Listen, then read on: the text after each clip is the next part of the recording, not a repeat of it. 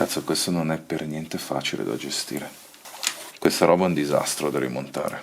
È un disastro. Ok, la storia infinita sta per finire. Qui la maggior parte dei lavori ormai è stata fatta. Pochi ricambi da mettere ancora. In realtà ce n'è solo uno. Questa mollettina del selettore cambio del 450 rally che andiamo a sostituire tra la molla originale, un po' perché ha 100.000 km, quindi sarà pure snervata, e un po' perché questa sembrerebbe essere un po' più rigida, potrebbe dare dei miglioramenti in cambiata. Vediamo a che punto siamo arrivati. Luce. Ok. Avevamo un sacco di cose da fare. Il filtro è dentro, c'è una vite rotta da estrarre, questo veramente è l'ultima delle bestemmie. L'olio lo metteremo poi, filtri rete cambiati, l'ITG l'ho pulito fuori onda, corpi farfallati puliti fuori onda, il liquido ci va dopo, le candele messe, gioco valvole l'abbiamo fatto, shims niente, guarnizioni coperchi valvole fatte, l'e-coil sul castello valvole messo, check dei tendi catena fatto, è uno dei video, tubo olio cambiato, il tubo dell'acqua è pronto, è già su, ma poi in un altro video vedremo che cosa ci combino, anzi che cosa ci combino, vediamolo subito. Questo è il tubo acqua nuovo, morbido, quello vecchio sembrava un pitone grasso. Andremo a tagliare qui, accorciare un pezzettino e rimettere questo qui che è un adattatore per poi accogliere un sensore temperatura acqua, così l'acqua oltre che vederla con le barrettine del cruscotto la si vede anche coi numerini. Gli o-ring e i tubi rigidi, quelli dell'olio, sono stati cambiati. Check dischi frizione lo faccio poi. Molla shift shaft si fa oggi. Cesso frizione controllato, ok. Molla più pestoncino del bypass, pompa olio fatto. Cavo negativo batteria fatto. Modifica il jump start fatto, che è questa roba qua. Quindi è stato tolto il blocchettone in ottone, messo un dadino più corto, autoserrante. Perché? Perché io qui ho il 2 in 1 e questo qui era tipo a 5 mm dallo scarico e non mi piace avere un più diretto da batteria a 5 mm dallo scarico. Cose in più da fare, vabbè, una piccola siliconatura al sensore acqua che abbiamo visto prima, e devo controllare il dado pinione che è molle. Qui ci sono le istruzioni, questo è il manuale d'officina per lo smontaggio di shift shaft, selettore cambio e poi anche per il rimontaggio da qualche parte. Il manuale d'officina è una risorsa davvero importante e utile perché ci permette di non fare errori. Quindi adesso ci posizioniamo al solito posto di combattimento e via che si comincia. Come funziona questo aggeggio? Funziona che il motore gira. Noi lo facciamo girare a mano e poi dietro, quando agiamo sulla leva del cambio, mettiamo la prima, lo shift shaft si muove, i denti fanno presa qui sul ingranaggio a stella o come diavolo si chiama e dentro il desmodromico del cambio fa il suo lavoro. Ecco fatto, e così siamo in prima. Se io continuo a girare, la ruota posteriore sta girando. Questo è possibile a mano perché non c'è la campana della frizione e non c'è trazione sul motore. Siamo in prima, continuiamo a girare, per mettere la seconda tiriamo su, quindi ecco fatto, abbiamo innestato la seconda marcia. Lo shift shaft torna giù a riposo. Questo è un meccanismo che anche lui ha una sua calibrazione. Quando lo tiro fuori vediamo cosa significa e andando avanti continuiamo a mettere le altre marce, la terza, quarta, quinta, sesta e a scalare uguale. Come si vede, nel momento in cui andiamo a agire, lo shift shaft agisce sull'ingranaggio stella. Sotto questa asta ha una molla che è quella che andiamo a cambiare poi. Qui c'è un cuscinetto che ha il compito di agevolare la rotazione dell'ingranaggio stella. Tutto questo oppone una resistenza di un certo tipo e la forza di questa molla incide poi sul fatto che possa o meno saltare o rimanere addirittura in una falsa folle. Ecco, in questo momento l'ingranaggio stella non è nel punto giusto, questa astina sta rimanendo sulla cresta della stella e dentro probabilmente siamo in una falsa folle. Adesso andiamo a smontare partendo dallo shift shaft, quindi vado a rimuovere la leva del cambio di là, il pedale del cambio, e questo dovrebbe venire via tutto, basta liberare qua. Ok, abbiamo tolto il pedale del cambio e adesso qui è sufficiente agire qui, così i denti dello shift shaft si sganciano, mollano la presa da qui e si sfila. Ecco fatto, e lui viene via. Attenzione che c'è un rasamento. Ecco fatto, questa la controlliamo dopo, è lo shift shaft. Se provo a toglierla così mi salta in faccia perché comunque è in tensione, bisogna togliere questo. Eccolo qua che viene. ci hanno messo un fiume di frenafiletti, giustamente. Ok, sta venendo e si sta per scaricare, eccolo fatto. Questo poi ha un suo punto di reinserimento, ma tanto è obbligato e vediamo dopo perché è obbligato questo punto di inserimento. Eccolo qui. Andiamo a svitare questo.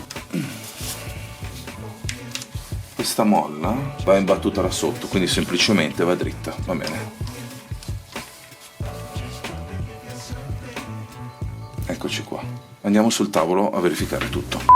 Partiamo dallo shift shaft, tutto in ordine mi sembra. L'unica cosa è che questi denti devono essere equidistanti sopra e sotto dai tondini di presa. Se sono disassati si agisce su questa molla qui, andando proprio con le pinze a torcerla per sistemare tutto. Quindi questo non ha niente di che, lo lasciamo qua. L'ingranaggio stella si rimonta facilmente senza problemi perché è disassato qua, si vede che è decentrato, no? C'è un taglio apposta per non invertirlo, così se l'abbiamo lasciata in folle la moto e l'abbiamo lasciata in folle, in teoria la rimettiamo in folle. Qui sui primi modelli del 950 si muovevano e saltavano via questi pirolini qua, poi l'hanno risolta, quindi infatti qui il problema non si pone. E infine, eccolo qui, questa è la molla del 990, che poi se andate a cercare sul catalogo ricambi è la stessa che trovate sugli ultimi 450 rally. Quella che andiamo a montare è un attimo diversa. Adesso facciamo due misure, due comparazioni e la appoggiamo qua. E si vede che è diversa, basta metterla a fianco e si nota che questa qui ha un'apertura, questa apertura corrisponde a maggiore resistenza opposta rispetto all'originale,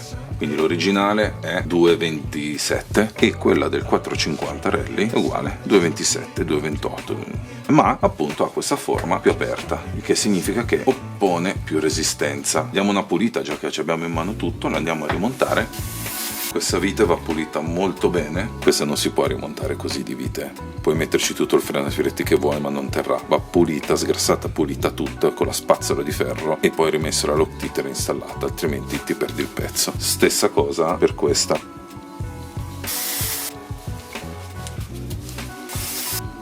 Vado a pulire queste e poi si torna e si chiude.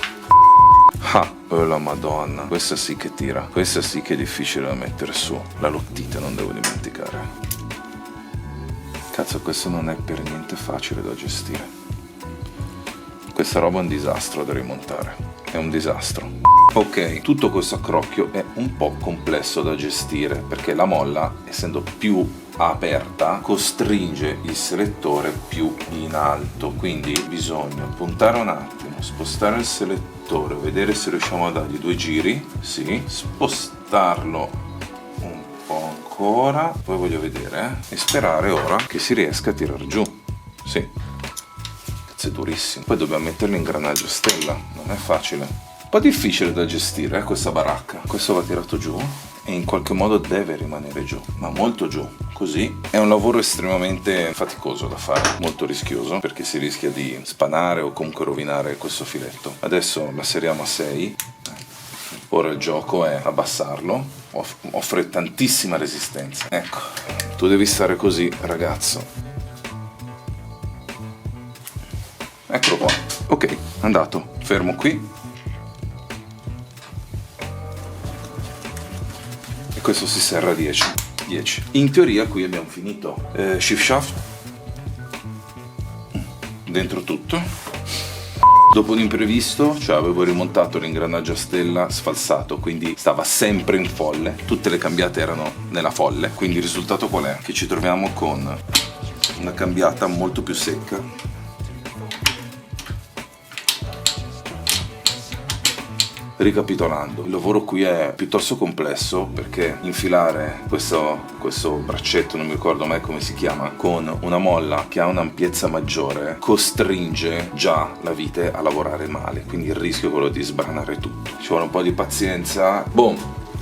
Allora, intanto nei giorni scorsi ho già rimontato radiatore olio, radiatore acqua, collegato le mentole, insomma qui è collegato tutto, questo verrà collegato dopo quando si rimette il carter e poi c'è il carico dei liquidi, e piano piano adesso ricomincio a montare tutto. Qui c'era una data, che era il 1° marzo, non siamo ancora a fine febbraio, però il tempo corre e mi manca un ricambio, e che è molto semplice. Massima attenzione sulla rosetta di sicurezza, perché questa, un po' per il tempo, un po' perché forse è fisiologico, è snervata, e meno male mi sono fatto lo scrupolo, perché se viene via a mano adesso, se viene via succede un disastro. Rosetta nuova in arrivo, e poi ho ordinato l'adattatore da mettere qui, o meglio ancora qui, per misurare la pressione dell'olio con la nuova molla, che dovrebbe alzare forse addirittura di un bar. Questa moto potrebbe esplodere o potrebbe andare a finire tutto bene. Quindi anche per questo giro la faccenda è finita, e con te ci vediamo settimana prossima. Ciao.